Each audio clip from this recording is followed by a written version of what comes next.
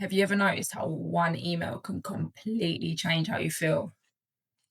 You were fine a second ago, then you read a message from your client or your boss. Suddenly, your heart rate goes up, your thoughts speed up, your shoulders get tense. Nothing dangerous has actually happened, but your body's already reacted. Our brain is constantly scanning the world for danger. Thousands of years ago, it might have been a tiger. Today, it could just be an email or a difficult conversation or seeing something on social media that triggers you. Our brain doesn't distinguish between an actual threat and a perceived threat. Inside our bodies, we have two main operating systems. One is the sympathetic. That's your activation system, the fight or flight. This is designed for short bursts to help you react quickly and survive. On the other side, we've got the parasympathetic. This is the rest and digest. That's your recovery state. This is where growth and repair happens. And one isn't better than the other. They're both equally important and equally needed.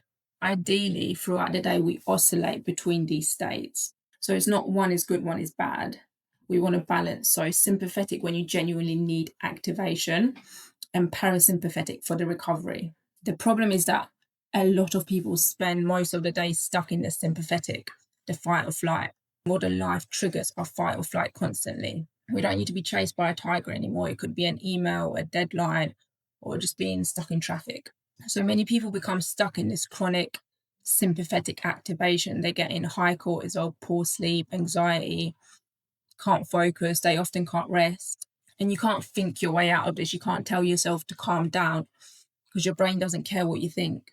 When we're stressed, our breathing speeds up automatically, and your brain is constantly monitoring how you're breathing.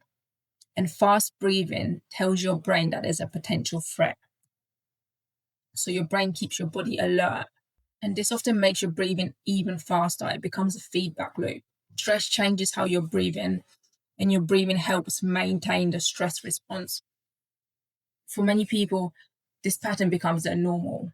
The good news is that this works the other way as well. We can turn down the stress, the fight or flight, using our breath.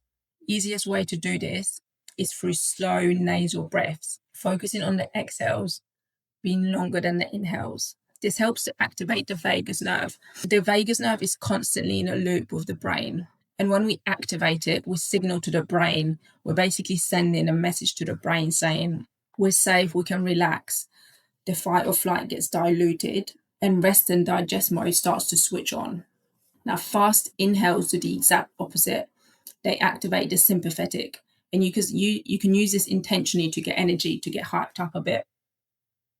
Last night I had a client, I was a bit tired, I wanted to be fully present, did a bit of short, sharp breathing before the session, just get the blood pumping.